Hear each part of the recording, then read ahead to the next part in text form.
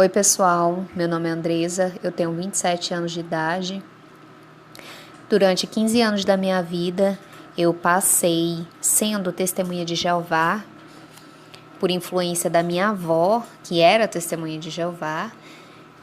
Praticamente eu nasci dentro da organização e durante esse tempo em que eu estive no meio das testemunhas de Jeová, eu tanto vivenciei como eu presenciei, observei coisas que eu irei relatar nesse áudio.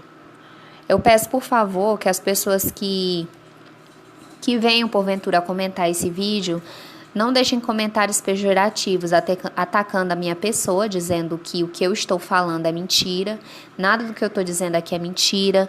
São coisas mesmo, acontecimentos que eu presenciei, que eu vi acontecerem e que muitas vezes podem até mesmo deixar as pessoas chocados tanto para quem está lá dentro completamente cego e alienado em relação às coisas, às doutrinas da religião, como para quem está entrando agora. Porque para quem está entrando agora, que é novato na religião, é tudo muito lindo, as doutrinas são lindas, a promessa é muito linda, a promessa de um paraíso na terra, onde não vai haver mais nem choro, nem pranto, nem velhice, nem doenças, nem a morte, onde todos nós vamos viver em perfeitas condições de vida, com os animaizinhos aqui no paraíso, todo mundo muito feliz e adorando ao Senhor Jeová.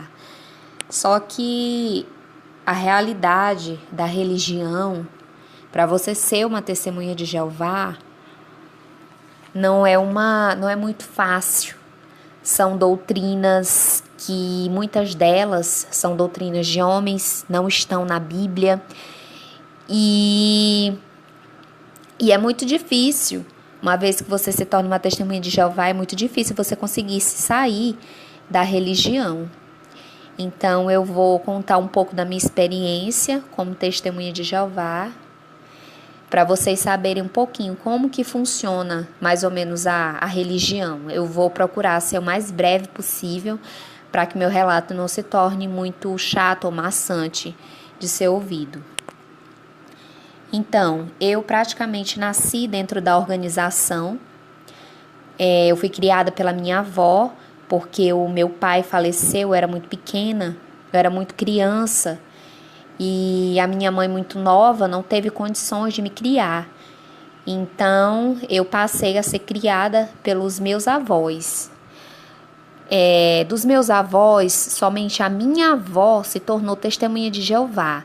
Ela começou a estudar com uma pioneira, por influência da minha tia, que primeiro quem começou a estudar com as testemunhas de Jeová foi uma tia que morava na mesma casa que a gente, irmã da minha mãe. E por influência dessa tia, a minha avó, que é filha dela, né? A minha avó acabou se tornando, começou a estudar com essa pioneira. E as duas acabaram se batizando quando eu tinha 2 anos de idade.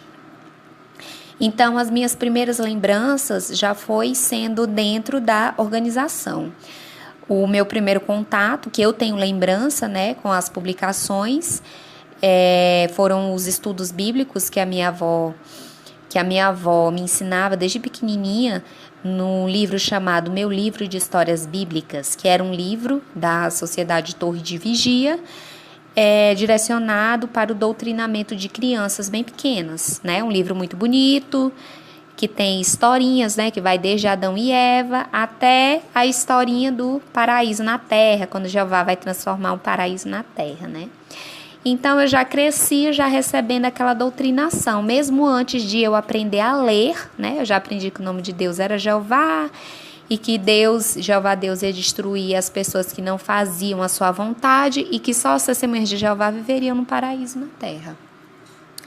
Eu cresci num lar sem festa de aniversário. Eu aprendi desde pequena que eu não podia ter uma festa de aniversário, que era uma festa oriunda do paganismo. E se eu comemorasse o meu aniversário, eu seria destruída por Jeová. Jeová não gostava daquilo. Eu nunca tive uma ceia de Natal na minha casa, não podíamos ter uma ceia de Natal. não comemorávamos o Ano Novo, não podíamos ter uma ceia de Ano Novo em casa. Quando chegava a véspera de Ano Novo, eu lembro que a minha avó ia dormir até, isso chega a ser cômico, né, eu contar uma coisa dessa, mas era a realidade. Nós chegávamos a dormir um pouco mais cedo, que era para nem mesmo ouvir os fogos de artifício da virada do ano, porque aquilo era pecado, era uma cerimônia pagã, e nós, como testemunhas de Jeová, não deveríamos participar daquilo, em hipótese alguma. Eu também nunca ganhei um ovo de Páscoa, não podia ganhar ovo de Páscoa porque era errado, era pecado, né? E uma série de comemorações, outras comemorações, como por exemplo, na escola eu não podia cantar o hino nacional, eu não podia ter uma camisa do Brasil, porque aquilo era idolatria. Nunca pude desfilar no 7 de setembro. Ainda retornando ao assunto dos aniversários natalícios, quando havia um aniversário de algum coleguinha na sala de aula, eu não podia cantar os parabéns. Eu até ficava assim, meio que desconfortável, né? Por aquela situação ali, eu estar no meio de tantos amigos que eu convivia diariamente, não podia nem mesmo felicitar o meu amigo pelo aniversário dele, né? Não podia, era errado. Então eu passei a minha infância inteira vivendo num mundo de testemunhas de Jeová. Minha avó me orientava a eu ser diferente dos outros alunos. Eu não podia assim ter amizades fora da religião, justamente porque um jovem, uma criança testemunha de Jeová, ela já é moldada desde pequenininha a ter convivência somente com aqueles que são de dentro da religião. Ela não pode ter convivência com quem é de fora da religião, né? E eu lembro de algumas ocasiões, algumas situações que eu achei um pouco absurdos, né? Eu lembro que quando eu era bem pequena, eu nem gostava muito de frequentar as reuniões, isso eu acho que eu devia ter uns 4, 5 anos de idade. São várias lembranças que eu tenho, né? Mas uma coisa que me chocou bastante é que eu lembro que o irmão sempre dizia para as irmãs levar um cinto na bolsa para poder disciplinar os seus filhos, as suas crianças pequenas, que caso elas não ficassem quietas na cadeira, né, assistindo às reuniões, né, são reuniões bastante longas, com duração de 2 horas, né, 3 vezes por semana. Na época que eu frequentava era assim, não sei se já mudou, né, 3 vezes por semana. Nessas 3 reuniões por semana, uma era um estudo bíblico, geralmente era às terças-feiras, com duração de 1 hora, e as outras 2 reuniões, uma era na quinta-feira e a outra no sábado, com duração de 2 horas.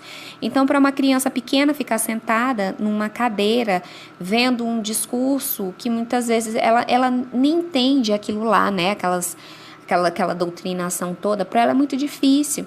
Criança tem que estar correndo, tem que estar brincando, tem que estar, né? Eu acredito que o certo seria ter uma salinha separada, com coisas interessantes às crianças. Aí o que acontecia? As irmãs, por orientação, né, dos anciãos, levavam esse cinto na bolsa, e quando a criança não se comportava, elas levavam as crianças para um local mais reservado, ela geralmente era no banheiro, e batia as crianças lá. Eu mesmo cheguei a apanhar da minha avó, eu com 4, 5 anos de idade, cheguei muitas vezes a apanhar da minha avó, porque eu não me comportava nas reuniões, né? Eles exigiam um comportamento muito rígido para uma criança pequena. E aí eu cheguei a apanhar algumas vezes de cinto quando eu chegava em casa. Eu com 4, 5 anos de idade, porque eu não aguentei passar 2 horas sentada numa cadeira. É uma coisa assim que, sinceramente, é um absurdo isso. Mas, enfim, quando eu fiquei mais mocinha, né? Eu comecei a ser publicadora. Eu levantava cedo todos os domingos, eu ia com a minha avó, né, para o serviço de pregação, batia de porta em porta, pregava, né, o que me era ensinado, e eu achava aquilo certo, né, porque desde pequena eu sempre vivia aquilo ali, eu sempre via aquilo ali, na minha concepção ali estava certo. Só que a partir do momento que eu comecei a ficar mais velha, tipo, quando eu entrei mesmo no período da adolescência, tipo uns 14, 15 anos de idade, eu comecei a ter alguns questionamentos, principalmente no que se refere ao uso do sangue.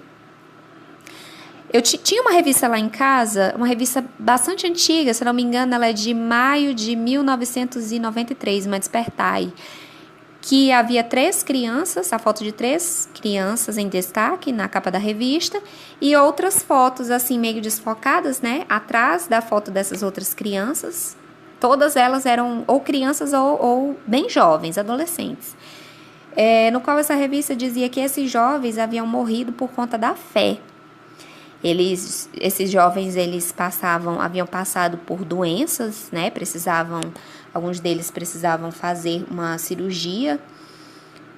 Por algum motivo precisava tomar uma bolsa de sangue para poder fazer a cirurgia, poder recuperar a sua saúde. E nessa revista apresentava esses casos, né, dessas crianças que se recusaram a tomar a bolsa de sangue, a realizar a transfusão de sangue e acabaram falecendo. Aí eu fiquei me perguntando assim, gente, mas isso não tem lógica, isso chega a ser macabro. Como que uma religião pode exaltar uma pessoa que cometeu suicídio, fazendo lavagem cerebral em crianças? Então quer dizer que a criança, ela valorizava mais, a lavagem cerebral foi tão forte que a criança chegou a valorizar mais a doutrinação da igreja, e isso com o apoio dos pais, do que a própria vida. Isso não tem lógica. Justamente nesse período, né, eu já estava mocinha, isso já nos anos 2000, eu tinha uns 13, 14 anos, né?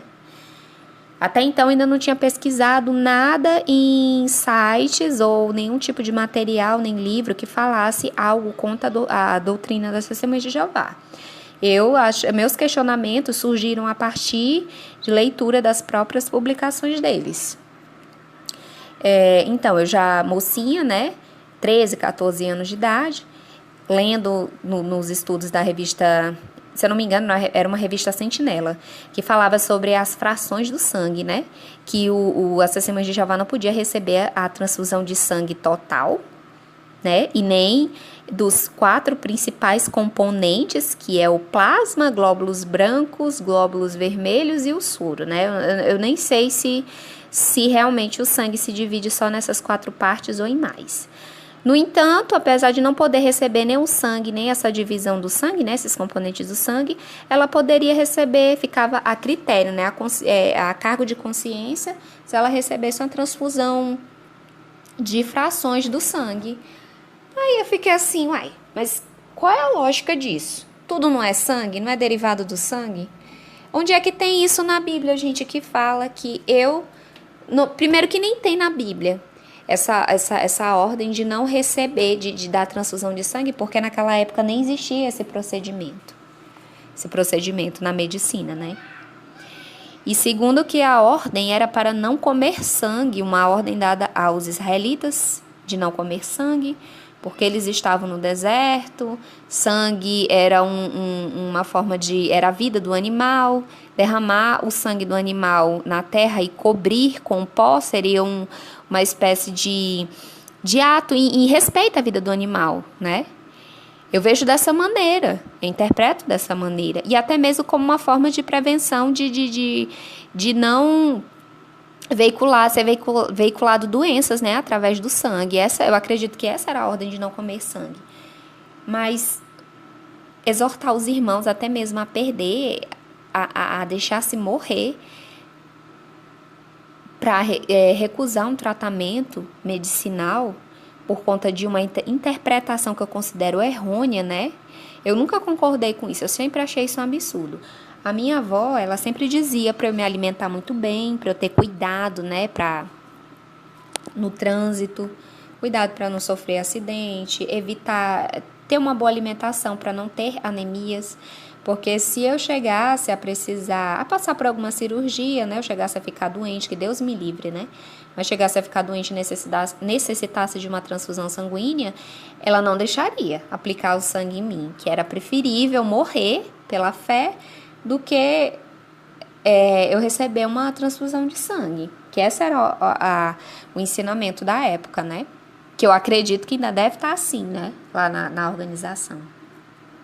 Que é melhor você perder a sua vida carnal e morrer com a esperança da ressurreição do que você receber uma transfusão sanguínea e estender um pouco mais os seus anos de vida na Terra e falecer sem a esperança da ressurreição, que isso seria um grave pecado contra Jeová, né? Era a demonstração da época. Bom, o tempo foi passando, eu fui ficando mais velha ainda, né? Completei os meus 16 anos de idade, continuava dentro da organização, fazendo tudo certinho, era publicadora, não perdia as reuniões, comentava nas reuniões, ia no dia de domingo, eu ia para o serviço de pregação, quando eu estava nas férias escolares, apesar de nunca ter saído de pioneira, mas eu constantemente estava no serviço de pregação, pelo menos umas 2 ou 3 vezes por semana. Desculpem. Enfim, quando eu fiz 16 anos de idade, aos 16 anos de idade, isso lá em meados de 2008, isso foi no ano de 2008, início do ano de 2008, eu necessitei do auxílio da internet para poder fazer meus trabalhos escolares. Eu já estava no ensino médio e eu precisava, né, da internet para poder fazer os trabalhos escolares. Nesse período, né, sempre eu via, né, os irmãos falando, né, tanto em discursos quanto nas publicações, para os irmãos terem cuidado e não entrar em sites dos apóstatas, que lá tinha muita gente que falava, gente que fazia parte das Testemunhas de Jeová, que acabaram saindo da religião e que alguns eram apóstatas, né? O que é um apóstata? O apóstata, segundo eles, é uma pessoa que foi testemunha de Jeová e cometeu um pecado, ou então se rebelou, né, contra os ensinamentos, que lá você não pode questionar nada, você tem que aceitar tudo de goela abaixo, que eles falam, né? E esses apóstatas, eles falavam contra a religião. Eu sempre fui uma pessoa muito curiosa, muito curiosa. Então, quando chegou a internet lá em casa, eu queria saber o que era que tinha nesses sites, em vídeos, em publicações na internet, que eu não podia ler, que eu não podia saber, né? Eu acho que eu tinha esse direito, né? E quando eu comecei a pesquisar, eu já com 16 anos, já não era mais criança, já tinha um pouco de entendimento das coisas, me deparei com relatos de pessoas, né, desassociadas, que foram rejeitadas pela sua família. Até então, eu já tinha presenciado, né, casos de ex-membros que haviam sido expulsos, desassociados. Mas como nós não podíamos falar com essas pessoas, né, eu não sabia quão doloroso era o processo de desassociação para uma pessoa que foi expulsa de lá, da religião. Eu vi relatos de pessoas que perderam a sua família, que foram expulsas de casa, que perderam todo o seu círculo social, que entraram em depressão, que chegaram a pensar em suicídio. Inclusive, eu vi até mesmo casos de pessoas que se suicidaram por conta disso. Vi que isso é antibíblico. Esse tipo de postura, né, é até uma questão de discriminação, né, você está discriminando a pessoa porque ela não quis mais fazer parte de uma denominação, uma determinada denominação religiosa. Vi também a questão do sangue, né, de casos de pessoas, em noticiários mesmo, né, em portais de notícia, casos de pessoas que tiveram que ser obrigadas mesmo pela justiça para poder receber a transfusão sanguínea, senão a pessoa estava decidida mesmo a morrer em prol de seguir a doutrina da religião. Mas assim, o que me deixou mais chocada foi a questão mesmo dos...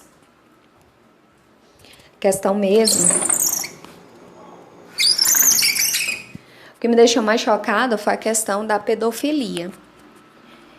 Até então, eu achava que a organização de Jeová era perfeita, que isso não acontecia, casos de pedofilia lá dentro. Eu acreditava que todas as pessoas estavam lá servindo a Deus e que eram pessoas boas, que ninguém seria capaz de cometer tal ato, muito menos a própria liderança dessa Semente de Jeová acobertar.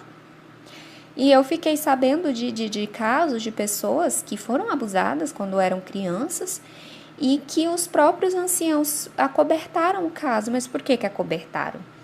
porque partia da liderança das Testemunhas de Jeová, né, da sede das Testemunhas de Jeová, a ordem expressa para que caso de pedofilia, caso surgisse alguma denúncia de pedofilia, não fosse chamada polícia.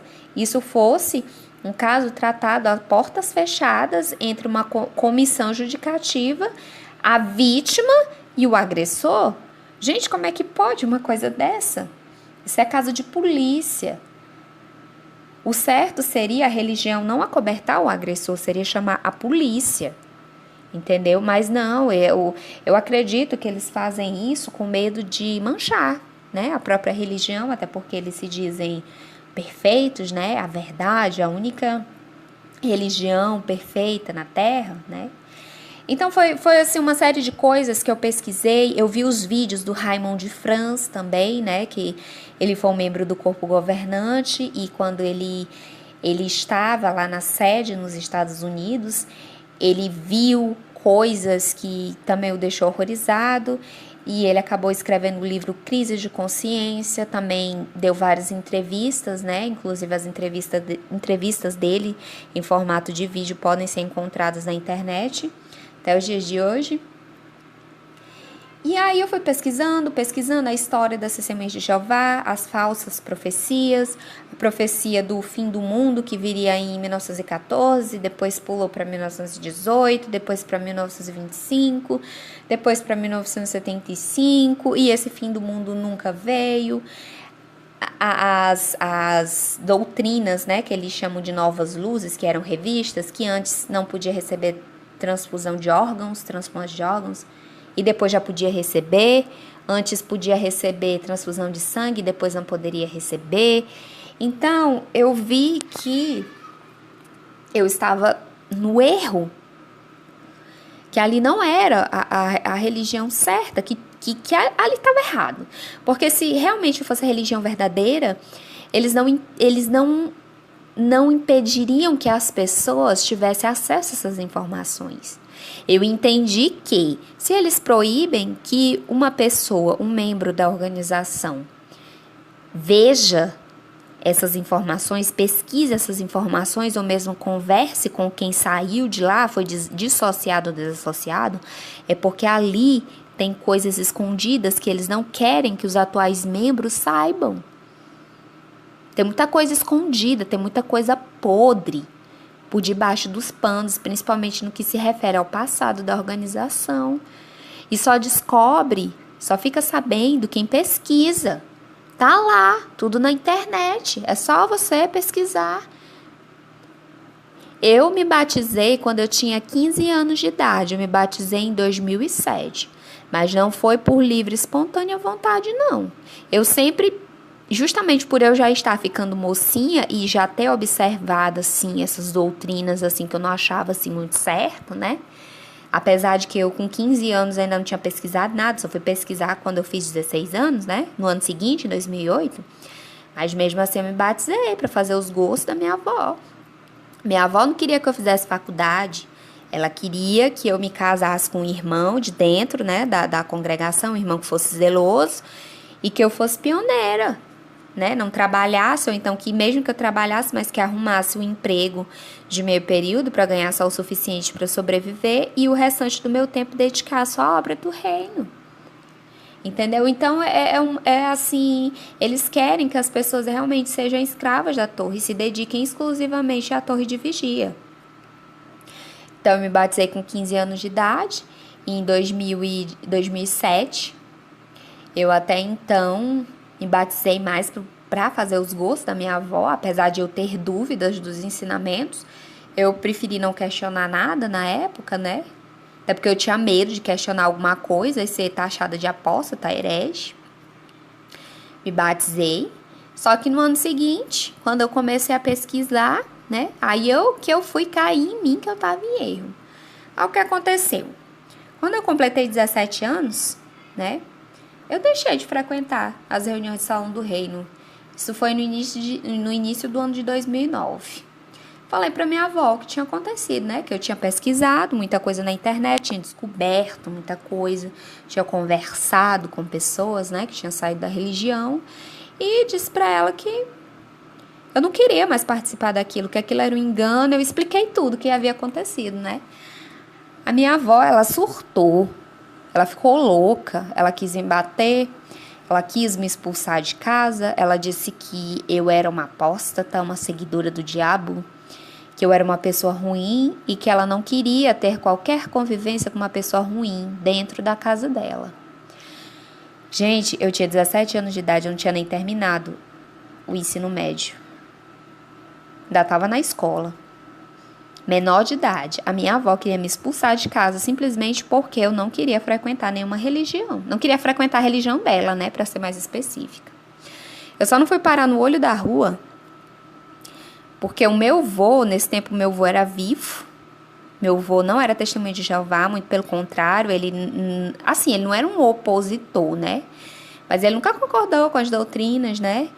Ele achava aquilo muita loucura, era assim uma coisa muito rígida, na cabeça dele não fazia sentido. Meu avô era católico. E aí eu não fui parar no olho da rua por conta do meu avô, que meu avô não deixou. Minha avó ficou assim meio que intrigada comigo por um tempo, mas aí como nós vivíamos debaixo do mesmo teto, tinha que falar alguma coisa, né? Nós tínhamos que falar uma com a outra. E eu continuei a levar minha vida normal, ir para a escola, tudo. E aí depois de um tempo, os anciãos notaram a minha falta nas reuniões e passaram a me visitar. As irmãs passaram a me visitar para saber por que eu tinha parado de ir para as reuniões. A vontade que eu tinha de falar o porquê, né? De eu ter parado de frequentar, que era pelo fato de eu ter pesquisado na internet e ter descoberto coisas, ter sabido de coisas das quais eu não poderia saber, né? Eu tinha muita vontade de contar isso, mas eu não podia. Porque se eu contasse, eles iam me expulsar de lá, eles iam me chamar de apóstata, de herege, né? E eu ia passar por situações bem complicadas, porque eu gosto muito da minha avó ainda é viva, eu gosto muito dela, e se eu fosse expulsa de lá, minha avó não ia mais poder falar comigo, entendeu? Eu sendo desassociada, eu ia ter que sair de casa, ela nem me aceitar lá de hipótese alguma. Foi nesse período aí que meu avô chegou a falecer. E aí não tinha mais ninguém que me protegesse lá, né? Na questão de impedir que ela me expulsasse de casa. E aí eu simplesmente inventei que eu estava sem tempo, porque eu estava estudando muito, mas que eu ia sim voltar a frequentar as reuniões. Aí sempre inventava uma desculpa para não voltar, né? Para não ter que ir ao Salão do Reino. Alguns anos se passaram, eu deixei de frequentar em 2009, permaneci inativa. Em 2015, eu ainda morava com a minha avó, era uma moça solteira. Minha avó adoeceu de mal de Alzheimer, deu depressão, vários tipos de doenças psicológicas, né? Além do mal de Alzheimer, ela desenvolveu esquizofrenia, depressão e outras doenças psicológicas. E eu cuidei dela bastante tempo. Eu cuidei dela bastante tempo. Ela ficou uma pessoa completamente assim, incapaz de cuidar sozinha. Eu cuidei dela entre 2015 e 2016. Em 2016, a minha mãe, que também não é testemunha de Jeová, né? Tomou de conta, tomou a frente em cuidar da minha avó. E a minha avó está de 2016 até o presente momento aos cuidados de minha mãe, que não é testemunha de Jeová. Agora, o que eu quero salientar é o seguinte. Entre 2007 até 2015, até o presente momento, né, nós passamos por situações bem difíceis. Meu avô adoeceu, ficou doente, né, entre 2007 e 2009. Quando ele faleceu foi no ano de 2009, né, que foi justamente no período que eu saí da igreja, pouco tempo depois de eu ter saído da denominação. Nenhuma testemunha de Jeová nos ajudou com nada durante a doença do meu avô, entendeu? Inclusive, minha avó até chegou a se queixar disso. Nem mesmo chegaram assim a oferecer carona para levar meu avô para o hospital, que ele desenvolveu um problema no coração. Coração grande, ele ficou muito, muito, muito doente. Minha avó passou 2 anos lutando com ele. Quando minha avó adoeceu de mal de Alzheimer, nenhuma irmã ajudou com nada. Quem ajudou, né, quem realmente cuidou dela, sou eu e a minha mãe, que no caso são duas pessoas, né, que eles chamam de apóstatas. No meu caso, eu sou apóstata, né? Minha mãe chegou a estudar a Bíblia, mas ela também não concordou com os dogmas lá da religião e ela também saiu. Minha avó, ela tem 2 filhos, uma mulher e um rapaz, que também são testemunhas de Jeová. Esses também nunca ajudaram minha avó com nada, nem meu avô quando estava doente. Nunca nem mesmo os levou para fazer uma consulta médica, nunca deu remédio, nunca ajudou com nada. É um povo assim que se diz ser um povo amoroso, mas que eu não vejo amor no meio daquele povo. Eu não vejo. O que eu vi muito ali foi fofocas, julgamentos, gostam muito de julgar as pessoas, chamar as pessoas de fora da religião de pecadoras, de iníquos, que Jeová Deus vai se irar contra elas e que vai matar as pessoas que não são da religião, se acham superiores às outras pessoas. Inclusive eu mesmo já vi ancião dizer o seguinte: gente, quando nós estivermos no serviço de pregação e alguém jogar alguma piada na gente, né? Algum iníquo jogar uma piada dizendo: oh, meu Deus, coitado. Em pleno domingo tá aí nas portas pregando a palavra de Deus. Vocês devem pensar o seguinte: coitado é dele, desse iníquo que vai morrer, vai ser destruído no dia do Armagedon. Gente, isso é amor, gente? Você olhar para uma pessoa, imaginá-la sendo destruída? Que Deus é esse? Isso não acredito que seja o Deus cristão, não. Porque para mim o Deus cristão é um Deus de amor, de misericórdia, não o Deus vingativo que eles pregam. E assim, gente, uma série de outras coisas que eu não vou me estender muito, porque esse relato já está ficando muito longo. Em resumo da história. Atualmente eu não sei como é que está a minha situação lá na organização, porque assim, eu mudei de endereço, mas eu ainda permaneço na mesma cidade. Então, quando eu os vejo na rua, alguns me olham com cara de nojo, vira a cara pro outro lado, não fala comigo, né? Me ignora a minha existência, gente que me conheceu quando era criança. E já tem outros que já falam comigo, pelo menos por perguntar sobre a minha avó, como é que minha avó tá. Então, eu não sei se eu tô inativa, eu não sei se eu fui desassociada, eu não sei. Eu só sei que a minha vida melhorou da água pro vinho, depois que eu deixei de frequentar lá, desde 2009. Eles dizem que aqui fora não há vida, que as pessoas são ruins, e é o contrário. Hoje eu me sinto muito mais feliz aqui fora. Porque quando eu era criança, eu acordei várias vezes. Em várias ocasiões eu acordei durante a noite, tendo pesadelos com a Armagedon, eu sendo destruída no Armagedon, os animais ferozes me comendo, caindo fogo do céu e aquele terrorismo todo, né? Que só quem é testemunho de Jeová sabe o que eles pregam no dia da grande tribulação do Armagedon, né? Passei muito tempo, até hoje, gente, até hoje. Eu carrego sequelas disso. Às vezes eu ainda sonho, né, com o Armagedon. Às vezes eu ainda tenho, assim, devido a eu ter sido criada muito presa, não poder fazer amizade com quem era de fora da religião, eu ainda tenho até mesmo um pouco de dificuldade em me relacionar com as outras pessoas. Sou, assim, um pouco fechada, né, tenho, assim, um pouco de dificuldade. Me sinto culpada quando eu participo de alguma festa de aniversário, quando eu vou para alguma reunião, assim, de ceia de Natal, Ano Novo, né? Mas eu tento superar. Eu acredito que no passado desses 10 anos, né? Eu tinha 17 na época, hoje eu tenho 27, já estou muito mais madura. No passado desses 10 anos eu já amadureci muito, já esqueci muita coisa e eu acredito que eu vou superar, eu vou conseguir superar. Atualmente eu tô casada, casei com uma pessoa que não é testemunha de Jeová e eu sempre conto pra ele as minhas experiências de quando eu tava na organização. Ele fica até um pouco horrorizado, né? Porque ele nunca tinha ouvido falar, né, numa religião que fosse dessa maneira. Então, gente, esse foi o meu relato. Eu acho que ficou um pouco comprido, mas eu tentei resumir ao máximo possível, porque são muitas, muitas coisas mesmo, que não dá para contar tudo em um só áudio, né? Eu espero que vocês tenham gostado e a mensagem que eu quero deixar para vocês é o seguinte: se você estiver querendo entrar na religião das Testemunhas de Jeová, vocês pensem duas vezes. Pense duas vezes, porque para sair de lá é difícil. É muito difícil. E com certeza você vai sair de lá com alguma sequela. Então, muito obrigada.